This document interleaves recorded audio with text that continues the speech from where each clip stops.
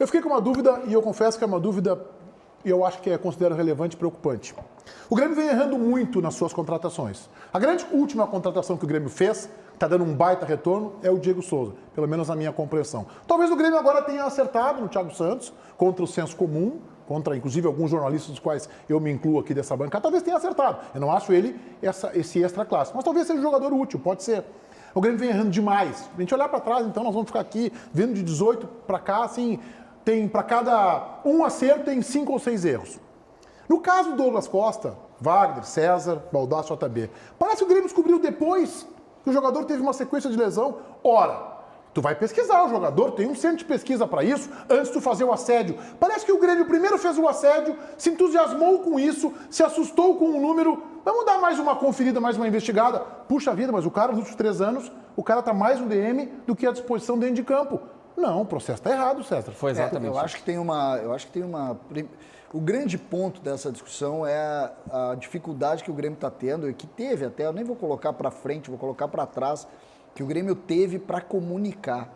O Grêmio errou tudo nesse Mas tu tá olhando o pratinho do bolo, tu tá olhando pro bolo. Não, mas o mérito não é esse, César, eu acho, mas o Grêmio, a comunicação. O Grêmio comunicou, o Grêmio não discute, por exemplo, ontem... O Grêmio não avaliou certo o Douglas Costa, mas César. Eu até concordo. Ou então tá dando desculpa esfarrapada agora. Mas por que deixar andar? Tá depreciando agora porque não conseguiu contratar. Mas por que deixar andar?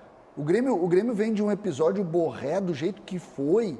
Tudo vai enchendo um balde e a água passou. Porque a empresa, César, quando vai contratar um profissional, primeiro faz uma pesquisa. Pô, o Douglas Costa não é... O Grêmio não tá trazendo um jogador do Xangai que não conhece. Do Douglas Costa. O Douglas Costa todo mundo conhece. Então, tu pesquisa, tu dá 2 ligações para a Europa para saber como é que tá a fase dele, como é que tá... O médico fala com o médico, como é que tá, como é que é isso. Não, esse não dá. Aí o Grêmio fez o assédio, fez a sondagem, Renato ligou, fez a proposta, lá pelas tantas, alguém falou lá na arena, escuta, o cara tá mais no DM do que em campo. É verdade. Teve uma reunião então o Grêmio agora quer depreciar o produto porque não conseguiu a compra. Teve uma reunião no Conselho de Administração do Grêmio sobre Douglas Costa. Pauta Douglas Costa, com um dossiê sobre os... Depois de ter sido feito o assédio. Então, tá me dando razão, né? Sim, inclusive... Não, o Renato saiu há quanto tempo do Grêmio? Em março.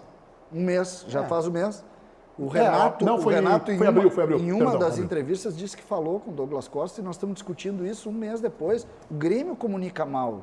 O Grêmio é muito grande. Eu só estou dizendo que eu acho que esse não é o ponto mais importante da comunicação. O ponto é o Grêmio apostar, querer investir no Douglas Costa e depois perceber o número de lesões. Tá claro o erro no processo de contratação. O Grêmio é muito grande. Quando a gente fala Grêmio, o Inter é muito grande, porque tem muitas pessoas que trabalham para tentar contratar o jogador, para, enfim, acelerar processos. O que aconteceu? O que aconteceu em outras várias contratações. O Renato pegou o telefone e ligou. Douglas, olha só, quer vir? Quero. Então tá. Fala com a Amodeu aqui. Amodeu, tá, quanto é? Beleza, tá, beleza. Ó, se nós passar, a gente volta a conversar. Aí não passou, aí depois começaram a discutir no Conselho de Administração.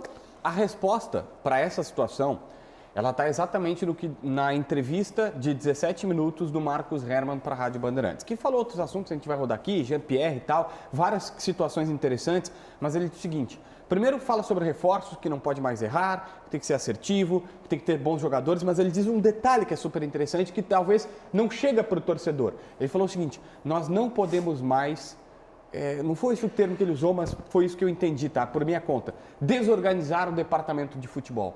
Porque o Grêmio estava desorganizado, o CEO teve que descer para apagar fogo, o presidente Romildo disse: agora eu vou estar mais no vestiário. Não é assim que funciona. Tu tem que ter um vice de futebol, tu tem que ter um diretor de futebol, um diretor executivo, que é o único remunerado, os outros não ganham. O executivo é o cara que trabalha 24 horas por dia para o clube, para que as coisas aconteçam. O Marcelo Oliveira, que é o coordenador, faz o elo entre base, entre os jogadores, para ver o que os jogadores estão falando, o que precisa ser feito. Tu tem que ter um plano definido. Sabe por quê? Para não acontecer isso, Vaguinha. Do Renato, e ele deixou, para mim, entendimento é uma situação, estava desorganizado. O Renato pegava o telefone, ligava para o jogador, o presidente Romildo estava falando direto com o Douglas Costa, aí o Amodeu podia estar tocando uma outra negociação, o Paulo Luz estava lá e depois saiu e...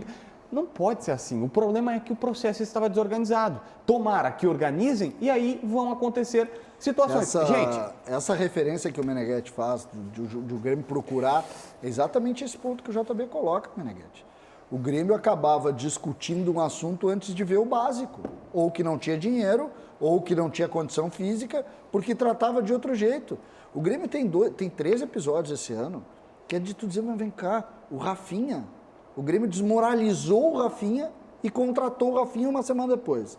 O Grêmio anunciou o Borré e tirou o Borré do Grêmio um dia depois. E a promoção dos volantes dizendo que não viria mais volante. Que não viria volantes porque tinha Bob. E a construção do departamento de futebol que não teria o vice político. É um negócio fora do comum.